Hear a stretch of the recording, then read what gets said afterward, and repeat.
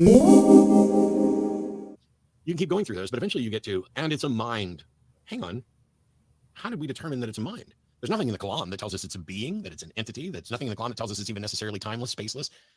Nothing. And yet they're using the Kalam to reach that.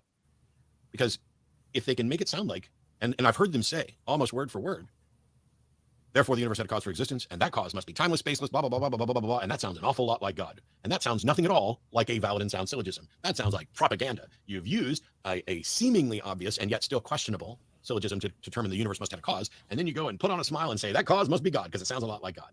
Well, why is that cause not a multiverse? Why is it not a physical process that's beyond our current ken? Why is it a mind? And why is it in particular a mind that's absent of physical form with power over everything, which provides no clear evidence of its existence, and yet somehow inspires people to different conclusions about reality? It's got to be the most confused and confusing agent thing ever. The Kalam cosmological argument is not an argument for the existence of God. That's an undeniable fact. That is not an argument for the existence of God. It shouldn't even be classified as an argument for the existence of God. At most, it is an argument for the universe must have some causal explanation. It's an argument that if the universe began or changed or something like that, where an action must have been taken to change it, then there must have been that action. It's almost a tautology in its structure, but it's not in its substance. And then after spending so much time on presenting this very short, very simple argument, and then arguing about the premises, which they still haven't been able to establish, they skip past all the middle bits and just assert that the God is their clear cause.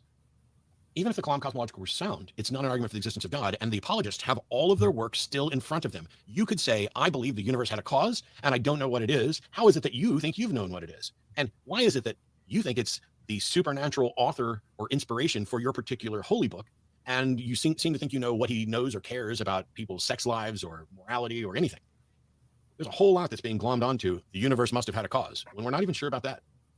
We should continue to consider the arguments for the existence of God that are presented, but we should also demand that if you're going to present an argument for the existence of God, that it needs to be both valid, and it needs to be valid in structure before we can ever even consider it, and the premises must include God, either as the actual label for the concept or present as a concept itself, clear concept, not one where you can say, there must be some explanation for this, and that explanation is God, because God's a panacea. God can serve as an explanation for anything. If you create a fictional being that can do anything, what couldn't it possibly be the explanation for? God is the reason there's Toji. Okay, what do you think here on this idea that it's just like the Kalam doesn't mention God? It's kind of similar to the last section we responded to.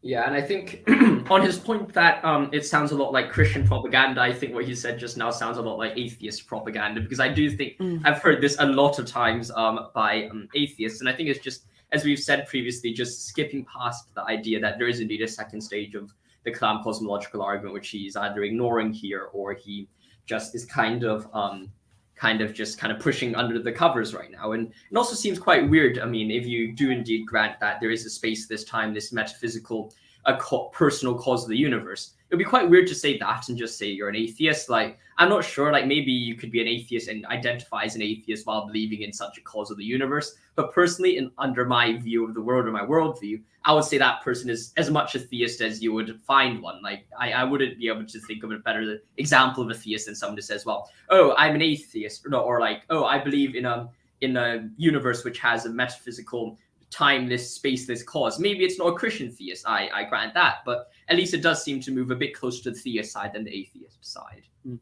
That's super helpful, and I just want to emphasize again, like, remember the argument's broken down into two stages. Like, the first stage is arguing that, like, maybe, like, the universe began to exist, or there's a necessary being, and then from there, like, we go from a necessary being to it being God. And I don't know who Matt has in mind when he's talking about, like, the person that doesn't defend, like, the cause of the universe to be God. He just kind of asserts it. But, like, that's obviously the wrong way of doing things. Like, the theists still have more work ahead of them. Like, you have to show, like, why God's the most plausible candidate. And if you read someone like Craig in the Blackwell, like, he tries to go through, like, why the cause of the universe must be God. So, like, there is literature there trying to argue this. So that's all I would say here, because it's a little bit redundant with the last section.